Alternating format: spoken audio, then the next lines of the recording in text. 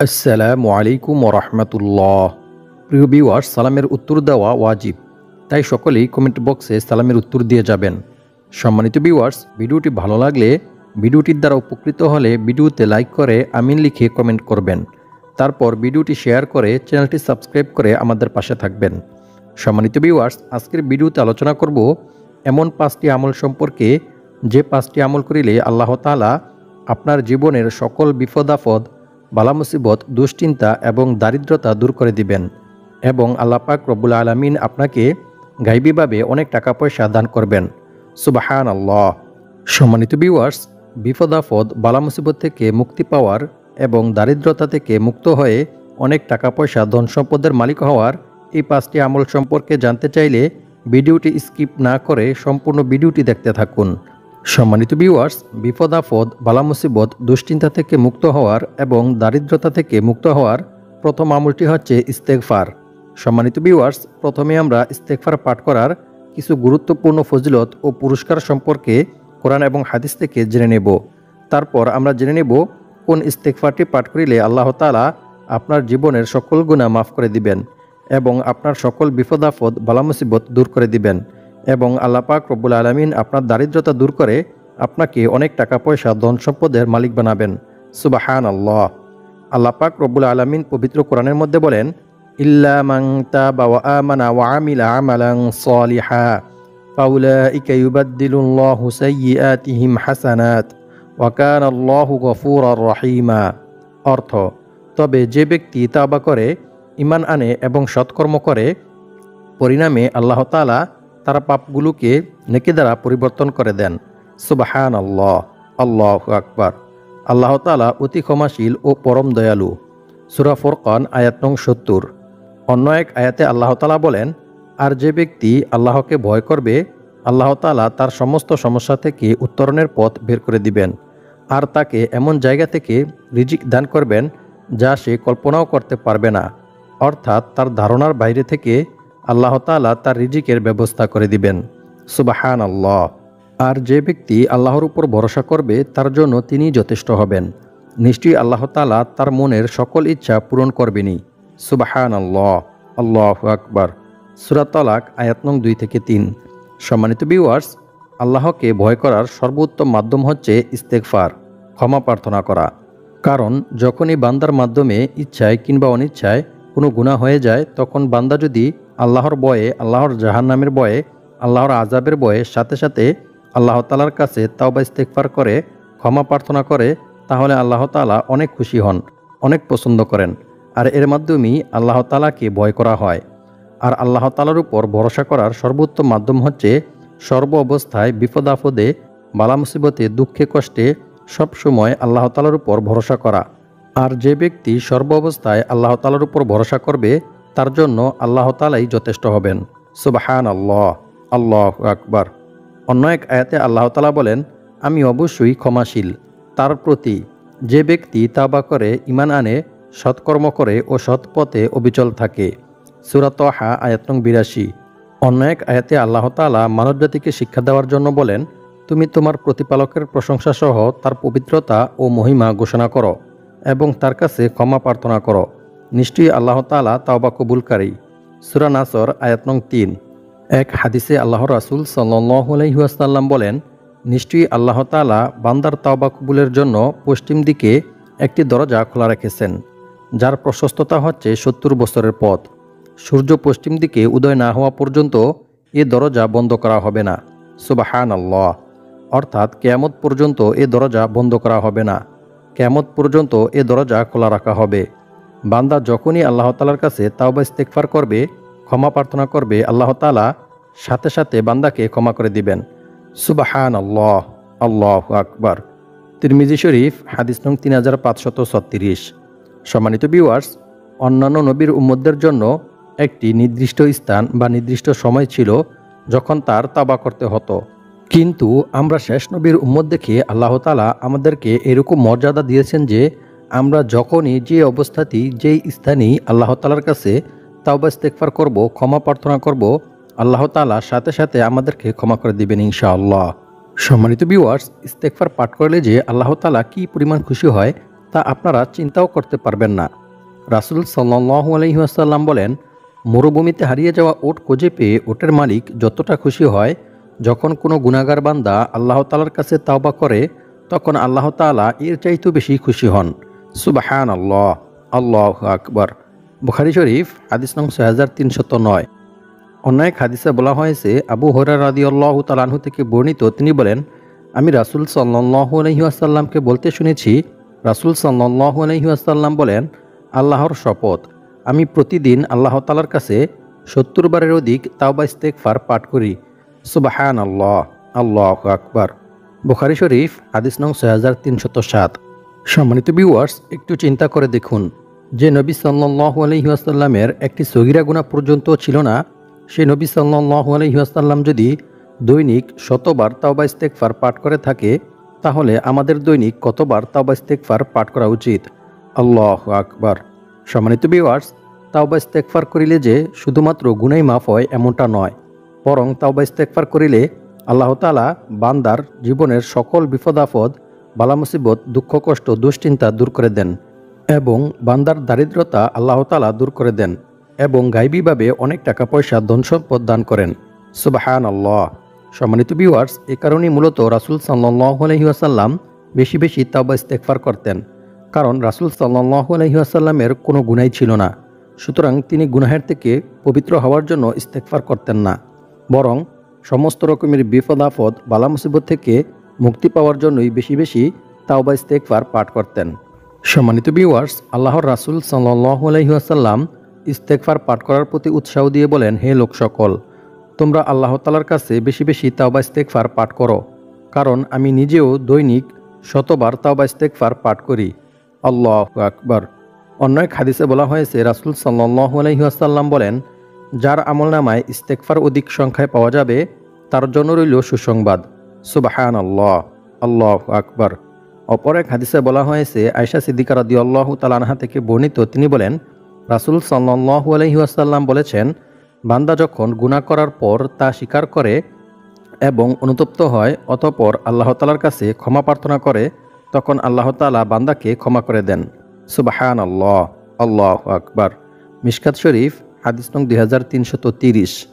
অন্য এক হাদিসে বলা হয়েছে, রাসূল সাল্লাল্লাহু আলাইহি ওয়াসাল্লাম বলেন, সৎকর্ম ছাড়া অন্য কোনো কিছুই মানুষের হায়াত বাড়াতে পারে না এবং দোয়া ছাড়া অন্য কোনো কিছুতেই মানুষের তাকদির পরিবর্তন হয় না। মানুষ তার পাপ কাজের কারণেই তার প্রাপ্য রিজিক থেকে বঞ্চিত হয়। নাউজুবিল্লাহি মিন যালিক। সুনান ইবনে মাজাহ হাদিস নং 4022। অর্থাৎ যে ব্যক্তি গুনাহের কাজ করে, আল্লাহ তাআলা তার রিজিক ছিনিয়ে নেয়, আর যখন সে গুনাহের কাজ পরিহার করে এবং আল্লাহ তাআলার কাছে তাওবা ইস্তেগফার করে ক্ষমা প্রার্থনা করে, তখন আল্লাহ তাআলা তার রিজিক বৃদ্ধি করে দেন। সুবহানাল্লাহ, আল্লাহু আকবার। অন্য এক হাদিসে বলা হয়েছে, রাসূল সাল্লাল্লাহু আলাইহি ওয়াসাল্লাম বলেন, যে ব্যক্তি ইস্তেগফার তথা ক্ষমা প্রার্থনা করাকে নিজের জন্য আবশ্যক করে নেবে, আল্লাহ তাআলা তাকে গায়বীভাবে রিজিকের ব্যবস্থা করে দিবেন। সুবহানাল্লাহ, আল্লাহু আকবার। সুনানে নাসাই হাদিস নং 3819। সম্মানিত ভিউয়ার্স, ইস্তেগফার পাঠ করিলে আল্লাহ তাআলা বান্দাকে কি কি মূল্যবান পুরস্কার দান করেন, সেই সম্পর্কেই এখন আমি আপনাদেরকে জানিয়ে দেব। আব্দুল্লাহ ইবনে আব্বাস রাদিয়াল্লাহু তাআলা আনহু থেকে বর্ণিত, তিনি বলেন, রাসূল সাল্লাল্লাহু আলাইহি ওয়াসাল্লাম বলেছেন, যে ব্যক্তি বেশি বেশি তাওবা ইস্তেগফার পাঠ করবে, আল্লাহ তাআলা তার সমস্ত সমস্যা থেকে উত্তরণের পথ বের করে দিবেন এবং তার সমস্ত দুশ্চিন্তা মিটিয়ে দিবেন এবং অকল্পনীয় উৎস থেকে আল্লাহ তাআলা তার রিজিকের ব্যবস্থা করে দিবেন। সুবহানাল্লাহ, আল্লাহু আকবার। তাবারানী শরীফ হাদিস নং 6291। সম্মানিত ভিউয়ার্স, কোন ইস্তেগফারটি পাঠ করিলে আল্লাহ তাআলা আপনাকে এ সকল মূল্যবান পুরস্কারগুলি দান করবেন, সেই ইস্তেগফারটি সম্পর্কে জানতে চাইলে ভিডিওটি সম্পূর্ণ দেখতে থাকুন।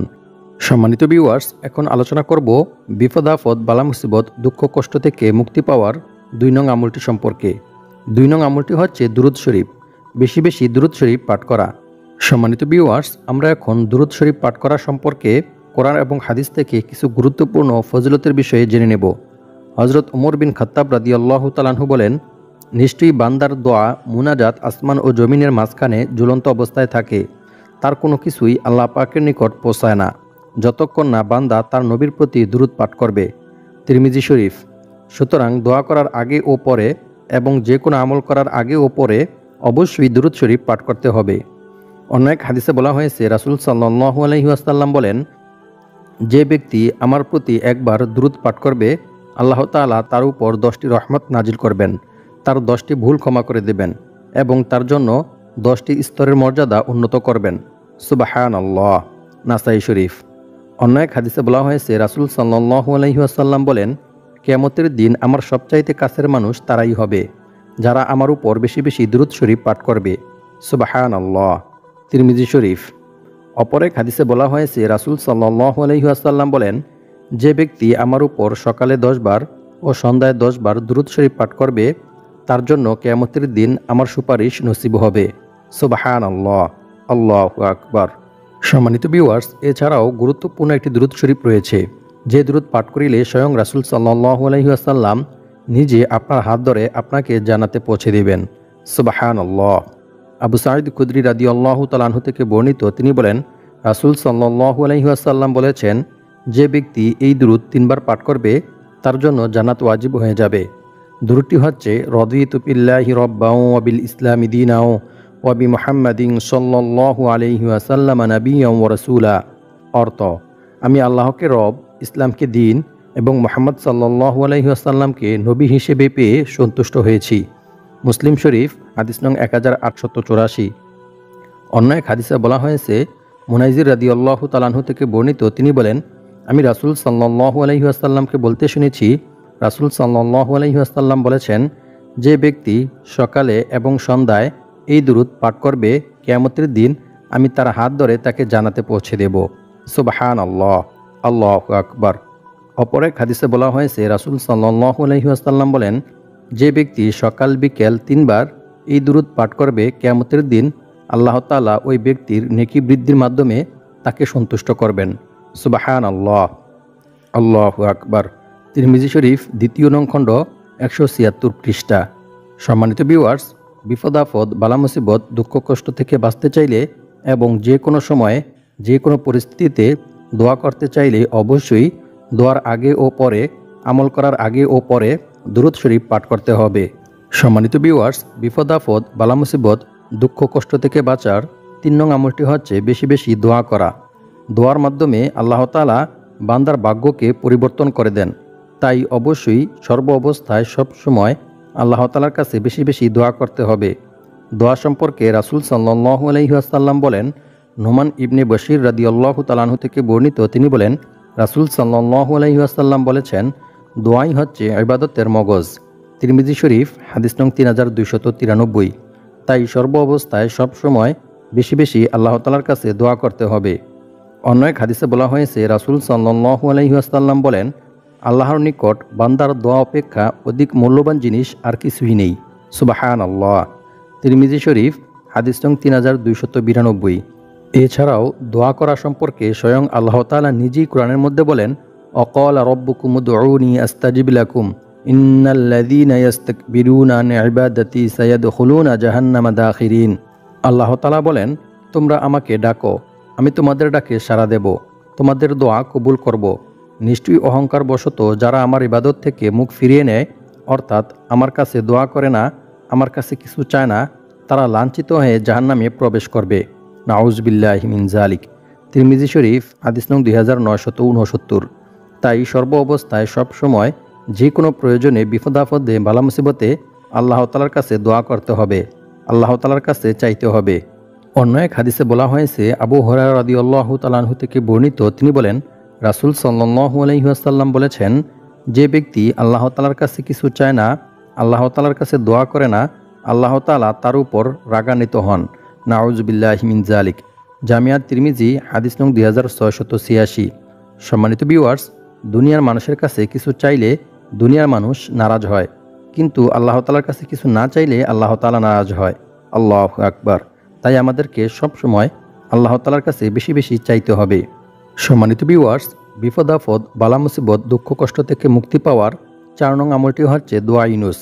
আল্লাহর রাসূল সাল্লাল্লাহু আলাইহি ওয়াসাল্লাম বলেছেন, আল্লাহ তাআলার নবী ইউনুস আলাইহিস সালাম মাছের পেটে থাকাকালে যে দোয়া করেছিলেন তা হলো, লা ইলাহা ইল্লা আনতা সুবহানাকা ইন্নী কুনতু মিনাজ জালিমিন। তারপর রাসূল সাল্লাল্লাহু আলাইহি ওয়াসাল্লাম বলেন, যে কোনো মুসলিম লোক কোনো বিষয়ে কখনো এ দোয়া করিলে অবশ্যই আল্লাহ তাআলা তার দোয়া কবুল করবেন। সুবহানাল্লাহ, আল্লাহু আকবার। জামিয়া তিরমিজি, হাদিস নং 3505। সম্মানিত ভিউয়ার্স, বিপদ আপদ, বালা মুসিবত, দুঃখ কষ্ট থেকে মুক্তি পাওয়ার 5 নং আমলটি হচ্ছে ইয়া জাল জালালি ওয়াল ইকরাম, এই ইসমে আজমটি পাঠ করা। রাসূল সাল্লাল্লাহু আলাইহি ওয়াসাল্লাম বলেন, তোমরা সব সময় ইয়া জাল জালালি ওয়াল ইকরাম এই ইসমে আজম পড়াকে অপরিহার্য করে নাও। তিরমিজি শরীফ, হাদিস নং 3525। এছাড়াও অন্য এক হাদিসে বলা হয়েছে, একবার হযরত আনাস রাদিয়াল্লাহু তাআলা আনহু রাসূল সাল্লাল্লাহু আলাইহি ওয়াসাল্লামের সঙ্গে বসেছিলেন।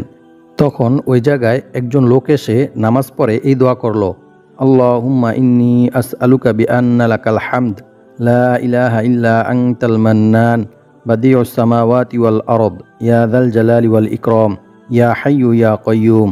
এই দোয়া করতে শুনে রাসূল সাল্লাল্লাহু আলাইহি ওয়াসাল্লাম তাকে বললেন, তুমি আল্লাহর দরবারে ইসমে আজমের মাধ্যমে দোয়া করেছো, যে নামে ডাকলে মহান আল্লাহ তাআলা সাড়া দেন এবং কিছু চাইলে আল্লাহ তাআলা তা অবশ্যই দান করেন।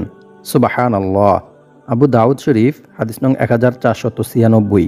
সম্মানিত ভিউয়ার্স, বিপদ আপদ, বালা মুসিবত থেকে মুক্তি পাওয়ার 6 নং আমলটি হচ্ছে বেশি বেশি আল্লাহ তাআলার কাছে ঋণ থেকে মুক্তি পাওয়ার জন্য দোয়া করা বা এজন্য বেশি বেশি আমল করা। ঋণ থেকে মুক্তি পাওয়ার সর্বোত্তম দোয়াটি হচ্ছে আল্লাহুম্মা কফিনি বিহালালিকা আন হারামিকা ওয়া আগনিনি বিফাদলিকা আম্মান সিওয়াক।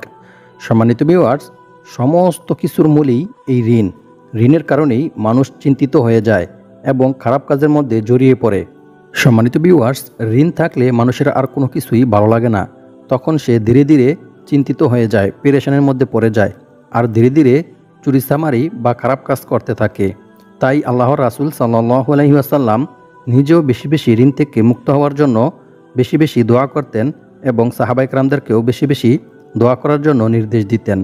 রাসূল সাল্লাল্লাহু আলাইহি ওয়াসাল্লাম আলী রাদিয়াল্লাহু তাআলা আনহুকে বললেন, হে আলী, আমি কি তোমাকে এমন দোয়া শিখিয়ে দেব না, যে দোয়া পাঠ করিলে ইয়েমেনের শির তথা পাহাড় পরিমাণ ঋণ পরিশোধ করার ব্যবস্থা আল্লাহ তাআলা তোমাকে করে দিবেন। তখন হযরত আলী রাদিয়াল্লাহু তাআলা আনহু বললেন, জি ইয়া রাসূলুল্লাহ সাল্লাল্লাহু আলাইহি ওয়াসাল্লাম, আপনি আমাকে এরকম দোয়া শিখিয়ে দিন। তখন রাসূল সাল্লাল্লাহু আলাইহি ওয়াসাল্লাম তাকে বললেন, যে ব্যক্তি এই দোয়া পাঠ করবে আল্লাহ তাআলা তাকে পাহাড় পরিমাণ ঋণ পরিশোধ করার ব্যবস্থা করে দিবেন। সুবহানাল্লাহ, আল্লাহু আকবার। তিরমিজি শরীফ, হাদিস নং 3563। সম্মানিত ভিউয়ার্স, এছাড়াও ঋণ থেকে মুক্ত হওয়ার আরও একটি অনেক গুরুত্বপূর্ণ দোয়া রয়েছে। আয়েশা সিদ্দিকা রাদিয়াল্লাহু তাআলা আনহা থেকে বর্ণিত, তিনি বলেন, মহানবী সাল্লাল্লাহু আলাইহি ওয়াসাল্লাম সবসময় এ দোয়া করতেন। দোয়াটি হচ্ছে আল্লাহুম্মা ইন্নী আউযু বিকা মিনাল মাসামি ওয়াল মাগরিমি। অর্থ, হে আল্লাহ, আমি তোমার কাছে পাপ, ঋণ থেকে আশ্রয় চাই, আমিন। একবার এক সাহাবী রাসূল সাল্লাল্লাহু আলাইহি ওয়াসাল্লামকে বললেন, হে আল্লাহর রাসূল সাল্লাল্লাহু আলাইহি ওয়াসাল্লাম, আপনি ঋণ থেকে এত বেশি মুক্তি চান কেন?